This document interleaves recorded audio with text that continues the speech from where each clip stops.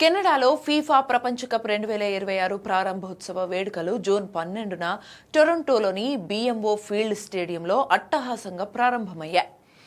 ఈ వేడుకల్లో Bollywood dancing queen నోరా ఫతేహి తన అద్భుతమైన ప్రదర్శనతో స్టేజ్పై మెరుపులు మెరిపించింది. అయితే కెనడా బోస్నియా మ్యాచ్కు ముందు జరిగిన ఈ వేడుకల్లో స్టేడియంలో పలుచోట్ల ఖాళీ సీట్లు కనిపించడం చర్చనీయాంశమైంది.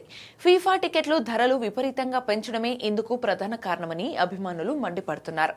మునుపటి ఖతార్ ప్రపంచ కప్తో పోలిస్తే టికెట్ల ధరలు దాదాపు 5 రెట్లు పెరిగాయని నివేదికలు చెబుతున్నాయి.